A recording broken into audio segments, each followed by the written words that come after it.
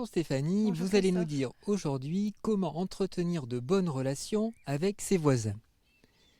Première question, est-ce que je peux passer la tondeuse sans déranger mes voisins? Alors il est bien évident que tout ce qui est outillage de jardinage, que ce soit les tondeuses, les débroussailleuses, etc., peuvent engendrer des troubles de voisinage. Alors avant de sortir la grosse artillerie et évidemment de qualifier le trouble de nuisance sonore, il faudra vous renseigner en mairie pour savoir quel jour vous pouvez tondre votre pelouse. Alors le maire aura fait un arrêté municipal dans lequel vous aurez toute l'amplitude horaire pour passer la tondeuse. Alors cette amplitude horaire sera bien entendu plus importante en semaine que le week-end. Et bon, si votre voisin vraiment vous gêne, vous pourrez éventuellement aller le voir pour trouver une solution amiable. En tous les cas, si ce n'est pas possible, allez en mairie puisque le maire est obligé d'assurer la tranquillité de ses concitoyens et il prendra les mesures qui s'imposent.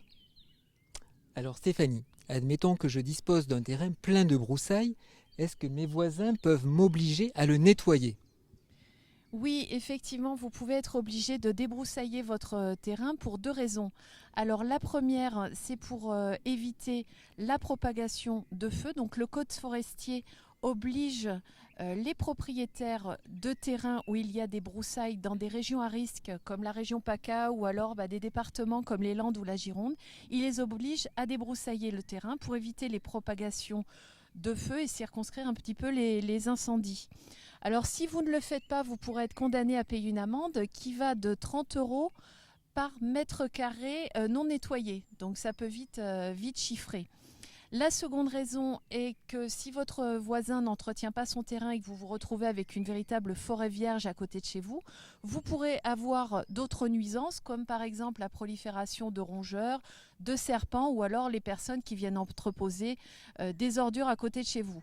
Donc il faudra faire un courrier à ce voisin pour lui demander de débroussailler le terrain et encore une fois, si ce n'est pas possible, vous alerterez la mairie qui prendra des dispositions. Stéphanie, j'ai donc nettoyé mon terrain, j'ai laissé les branches dessus, est-ce que je peux les faire brûler?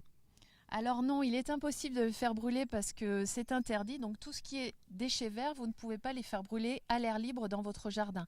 Il faudra soit les amener à la déchetterie ou alors les déposer pour une collecte collective. Donc dans les villes un petit peu importantes, il s'agit du bac vert pour les poubelles. Voilà, si vous n'avez pas de déchetterie à votre disposition, renseignez-vous en mairie puisque dans les mairies, vous avez affiché donc, les jours où vous pouvez faire brûler les déchets verts dans votre jardin. Voilà. Eh bien Stéphanie, merci pour ces précieux conseils utiles pour l'entretien des jardins. À bientôt. Au revoir. Imonote, ça dépote.